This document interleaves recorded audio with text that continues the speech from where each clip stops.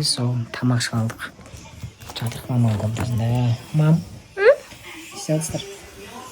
Жатырмыз, телефон шықылап, жоспарларды құрып, тілек тик-ток жүргізіп. Тілек менің операторым ғой, Дубайдағы.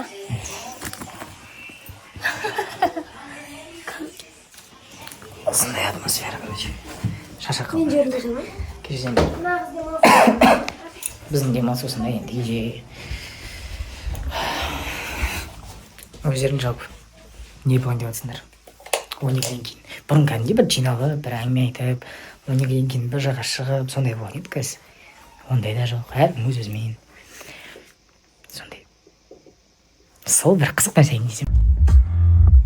Ойбой, он тұрыс туарыз ай. Кеттік. Қызық жерге келдік. Анау турецкий киноларда Юсуф деген бар еді, сөйтіп ол құсбегі келеді ғой, Турцияда білесіз ба? Аты кім еді? Құсбегі келеді, сөйтіп отырсыз ғой, примерно дейді. Атмосфера осындай.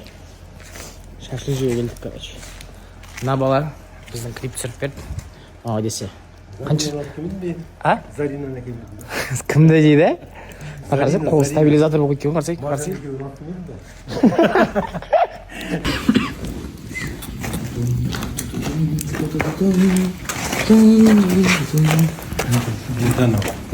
Басталды ерекс. Таза ерекс мен.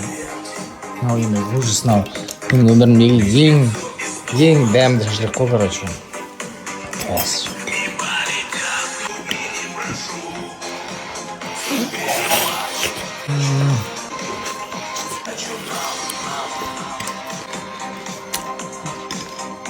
В общем, эфирге үлгермей алдым, бірақ Заринамен кездестік, қалайсыздар? Жақсы, шүкір жаңа жылдарыңызбен. Сыйлығын бердім, енді өздеріңіз сторисінен көретін болсыздар, не берейін. Сол. Правда, необычный нәрсе дедім мен сөздің ашық. Не деп ойлайсыз? Білмеймін, бір коробка тұр. Сырты розовый ма? Розовый, короче. Көреміз қазір үйге барып. Ештеңе келіп тұрған жоқ ой ма? Қызық болып тұр енді, просто білмеймін, өмірімде ондай сыйлықты бірінші рет беріп тұрмын, сөздің ашығы. Потому что өзімде бір кішкене біртүрлі бүйтіп ойланып алдым да. В общем, көресіздер ғой, короче. Вообще ойланып.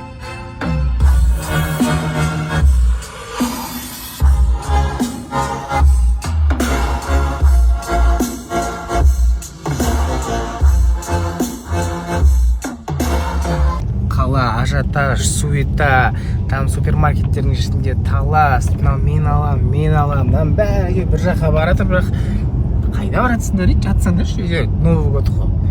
Мен енді қазір бір Заринаны бір қуантқым келіп баратырмын енді. Құттықтамайын ба енді, елдің көзінше, жұрттың көзінше жүрген адамдарымыз бір жаңа жылмен барып лично құттықтайын деп жолға шықтық. Еще бүгін клипім шығады сағат 8-де, күтіңдер. Прям прорыв болған деп тұр ғой, короче. Енді сіздермен бірге Тайжан берген сыйлықты ашып көрейік. Мүлде ешкімге бұндай сыйлық бермепті. Давайте, қандай сыйлық берді? Маған қызық болып тұр. Ауырлау. Вау. Напоминаниясымен беріп жүрді. Күшті, қандай әдемі. Жайнамаз. Менде сәл осыған ұқсайтын розовый бар еді, бірақ мына мүлде басқаша екен. Оюлары. Әдемі, еше жұмсақ, қараңдар. Оқи бергім келеді. Үстінде. Еще алдағы уақытта қыс келе жатыр. Жұмсақ болатын болды. Раузан исімен Мекин исі дейтін еді ғой. Исі. Күшті нағынше. Жайнамазға сеуіп қойса да, киімдерге, үйде бөлмеге сеуіп қойса да, шынымен күшті исі екен. Розовый тәсбихі бар екен. Рахмет. Сондай тәсбих болып тұр ғой. Әдемі екен, я? Карсуна скафандра. Патиджады. Рахмет. Осындай күшті материал көрініп тұр. Еще прямандай. Материал жұмсақ, ыңғайлы, денеге тиеді. Сосын тәсбих электронный да бар екен. Ананы да қолдансам болады, мынаны да қолдансам болады. Еще иман негіздері деген Смаил Сейітбековтің кітабы бар екен. О, как раз иманымызды бір не істеп алатын болдық қой. Перезагрузка жасап, апгрейд. Рахмет көп-көп, Алла разы болсын, өте күшті кітап екен. Оқып берса, пайдалы білім болсын, үнемі осылай құлшылық жасайтын пайдалы киім ғой негізі. Мына киімдің сауабы Дәужанға да жазылады да, негізі біліп берген ғой бәрін ше.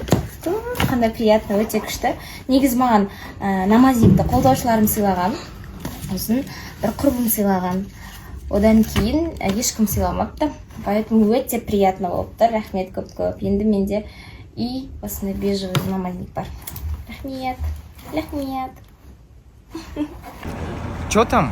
12-ден кейін де өмір бар ма екен? Магазинге барып, оливье салат істеп, елка алып, оның сыртына гирлянд алып жүрген бәрі бітіп қалды ма сонда уже? И ойлаймын да, соның бәрі зачем нужно деп ойлаймын да. Бүйтіп қарап тұрсаң, просто келесі жыл бұл бір сутка тура кешегі күн ғой, по идее. Тем более адамдар да өзгерген жоқ. Тура сол баяғы адамдар, сол баяғы таныстар. Ну ладно, Новый год құтты болсын.